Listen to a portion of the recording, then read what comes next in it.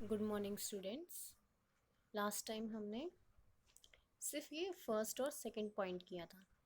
आज हम इसका थर्ड पॉइंट करेंगे, for cuts and wounds.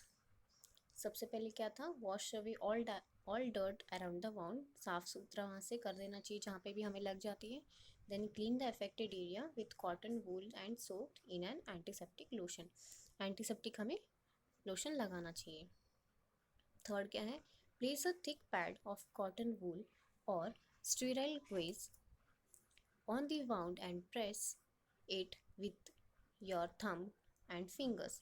This will stop bleeding in most cases. अब क्या है, जैसे कि एक कॉटन लेना चाहिए, उसके पर एंटीसेप्टिक लोशन लगा करके वहाँ से उसे ढक देना चाहिए ताकि वहाँ से जो ब्लीडिंग है वो रुक जाए।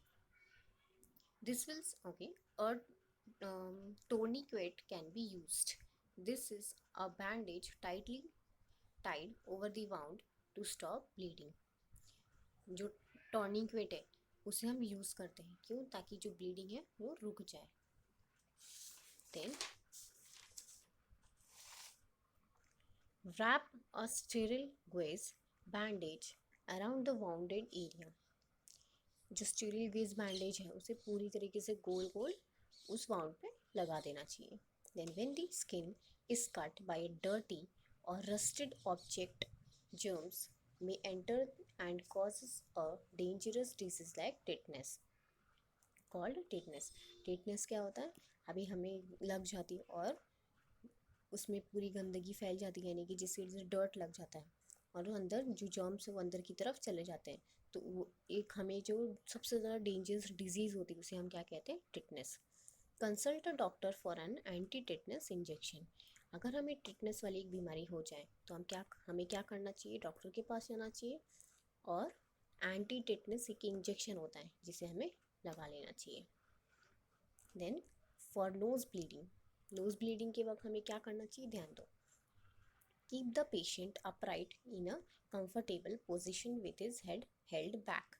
ओके, जिसे हम लेटे हैं, लेटने के बाद उसके बाद हम अपना सिर पीछे की तरफ कर देंगे ताकि ऊपर की तरफ, ताकि जो हमारे नाक में से जो खून निकल रहा है वो निकलना बंद होए। Press the bleeding side of the nose firmly. जिस भी नाक में से, दोनों साइड में से जहाँ से भी खून निकल रहा है उसे हमें वहाँ से फिंगर लगा करके उसे बंद कर देना चाहिए। कीप एन आइस पैक और wet cloth on the nose and the head of the patient. अब हमें क्या करना चाहिए, सिर पे और जिस नाक में से भी खून बह रहा है वहाँ पे हमें या तो वेट क्लोथ यानी कि भीगा हुआ कपड़ा या फिर आइस पैक लगा के रखना चाहिए। Ask the patient to breathe through his mouth and not to blow his nose. Okay, जब हम सांस लेते हैं वो सांस लेने का काम नोज से होता है, लेकिन हमें पेशेंट को क्या बोलना है, वो जो सांस ले रहा है वो माउथ से ले, ना कि नोज से, क्योंकि अगर नोज से सांस लेंगे तो क्या होगा, और ब्लड निकलेगा। A little bit of bleeding from the nose is harmless, but if the bleeding is heavy, send for the doctor. जब हमारे नाक से थोड़ा बहुत खून बह रहा है तो वो नॉर्मल है, बट लेकिन अगर बहुत ज़्यादा a little bit of bleeding from the nose is harmless.